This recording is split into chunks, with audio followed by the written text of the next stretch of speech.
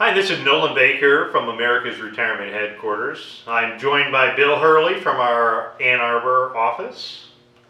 Good to have you along with us. Today we're talking a little bit more on our great debate series. So during this section we're going to talk a little bit about the difference between active and passive when talking about money management. So again, it's been a topic that's been a hot topic for decades, quite frankly, and one that I think is very still relevant to this day. So I'd encourage you to stay tuned, maybe grab a pen and paper and take some notes and figure out how does this apply to your situation. And I think maybe first of all, Bill, to start out, why don't you talk a little bit about what is active versus passive?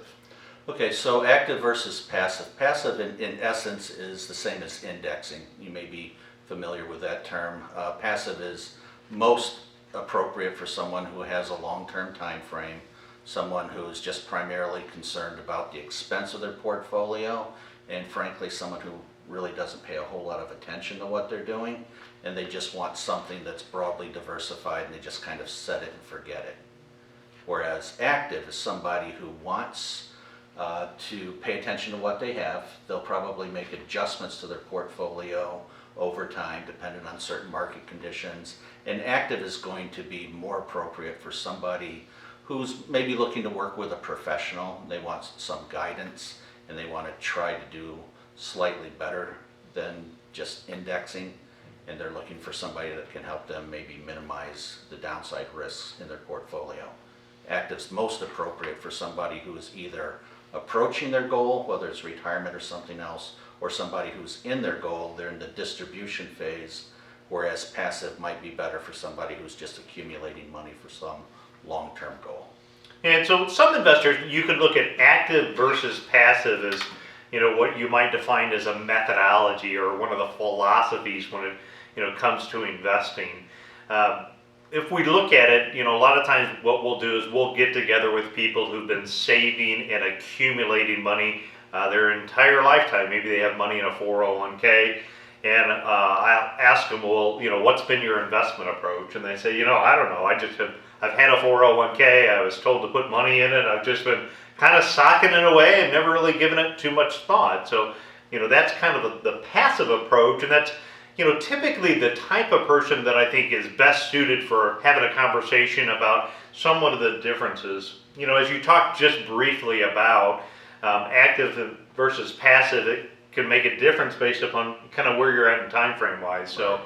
Closer to the goal, the more you want to have an actively managed portfolio. Yeah, so I'd say again that number one question that we'll debate about is, wouldn't you agree that active versus passive can depend upon time frames?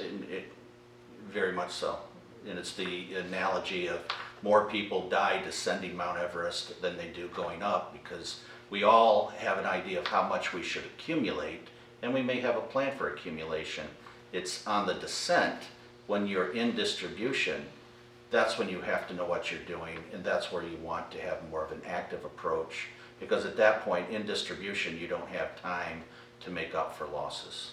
Yeah, so if you're watching this video today and you kind of think about it, we have a company-sponsored retirement plan here with our team, and I have some staff that are quite experienced. We've got a little bit of gray together, and I have some staff that are quite young and a little bit newer into the business.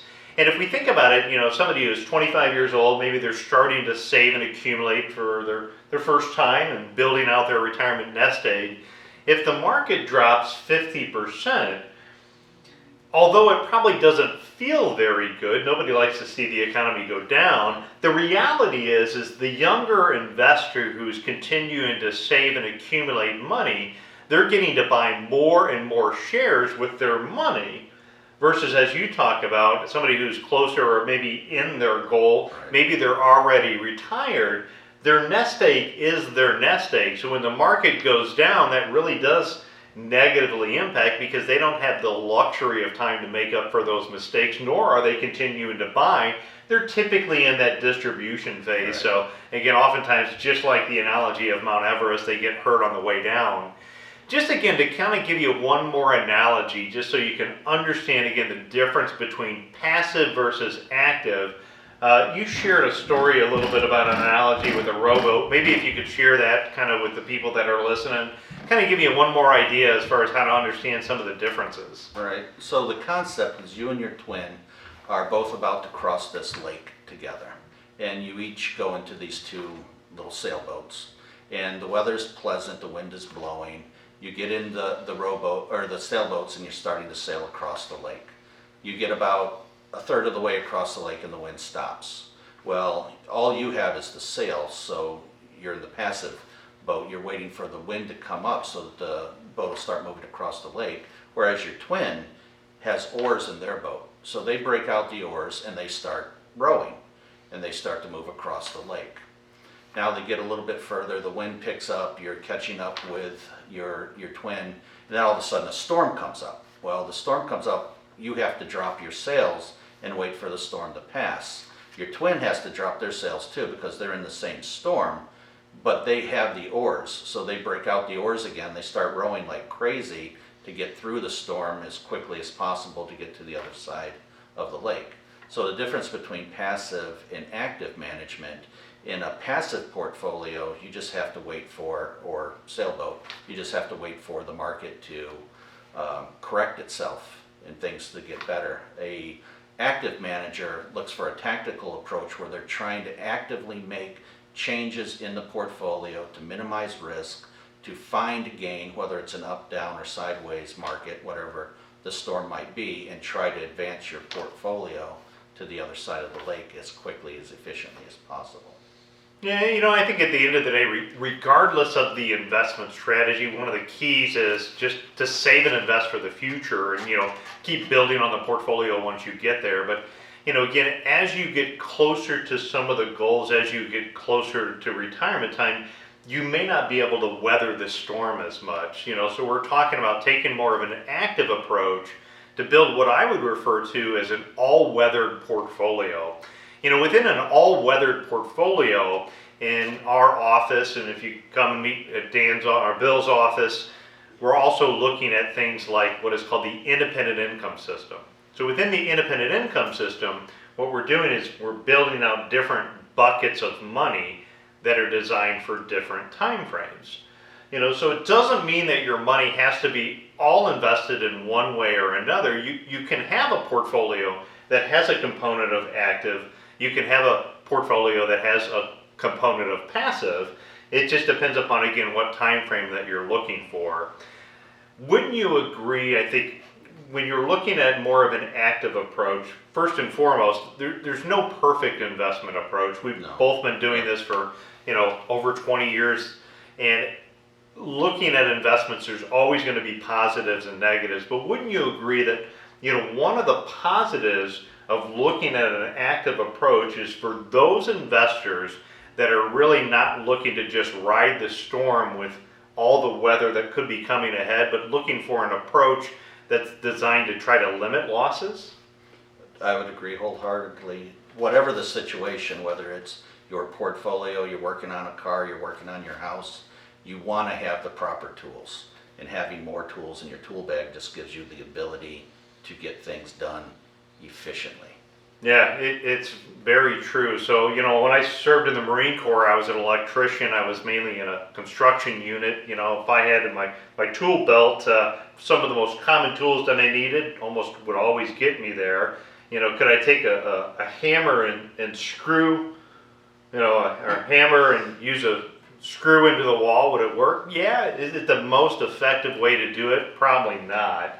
It's just a matter, again, of figuring out what type of tool in the toolbox is going to be best to try to achieve the goals and objectives in the most efficient manner.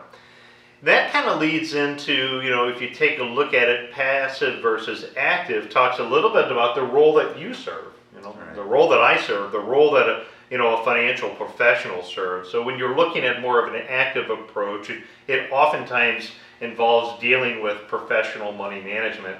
What would you say would be some of the key values of working with a professional are? Well, one of the things we do is we take the emotions out of your investments. So you may have bought some stock, or you may have inherited some stock when you were a kid, and you're determined that you'll live or die with that stock. As advisors, our job is to help you get to the goal, the most efficient, effective way possible.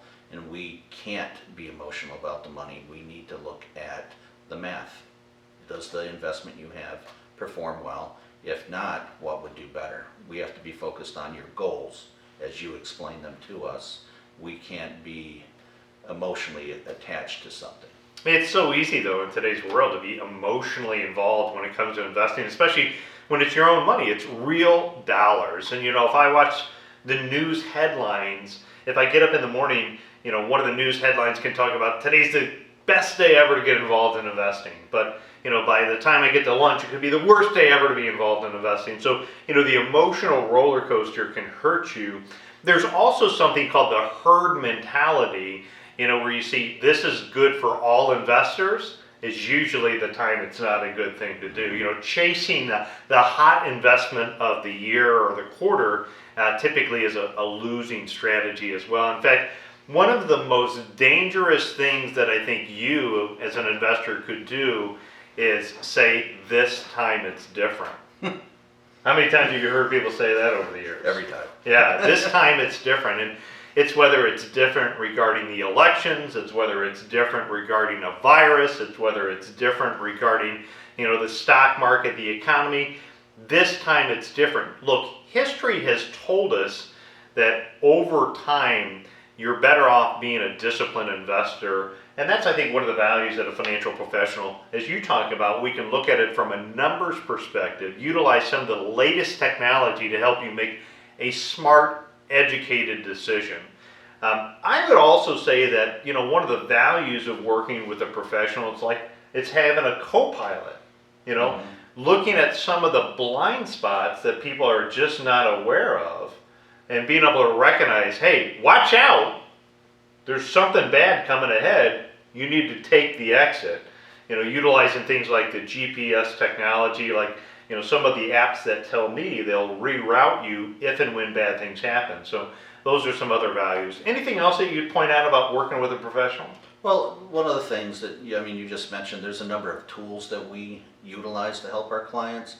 These are our third-party tools. It's not us making something up. This is data that somebody else has compiled. And for me personally, one of the things that I really enjoy about America's Retirement Headquarters is the network of advisors that I'm able to utilize when we're trying to build. Clients are unique. Everyone has something that they want to achieve that's slightly different than everyone else. I have the resources to help design that specific strategy for that specific client. And that's something that I really enjoy. Absolutely. So hopefully you've picked up a little bit on the topic of active versus passive today. May still be a topic that we need to spend a little bit more time in detailing. I'd say the next step for you is let's have a conversation. Again, I would encourage you to get a hold of Bill up in his office. Bill, if people wanted to reach out to you, what's the best way to get a hold of you? Just call me. My office number is 734-368-2130. You can find us on the web, America's Retirement Headquarters. Just look for me in the Who We Are section and somebody will route you to me. Yeah, absolutely. Or you get a hold of us here in the Ohio office at 419-842-0550. And I think one of the things that we can do and we can offer as you talk about the technology that we have is the first thing that we can do is provide you with an independent, objective portfolio analysis. We can take the portfolio that you have today and give you some powerful information that talks about, looking at your portfolio and seeing if it's optimized in the most mathematically formula to try to achieve the outcomes that you're looking for. We can try to answer questions for you like what could be some of the possible outcomes if and when the market had a major correction, what money of level that you have at risk, things like what your internal expenses are, things like dividends and interest. So that's one of the things that we would certainly love to do for you is provide you with an investment policy statement that walks through the independent objective portfolio analysis. And again, you can get that by reaching out to us. You can contact us again at America's Retirement Headquarters. And this is again Nolan Baker. I'm here with Bill Hurley, and we're talking passive versus active in today's great debate series. So thanks for joining us, and we look forward to talking to you soon. Thank you.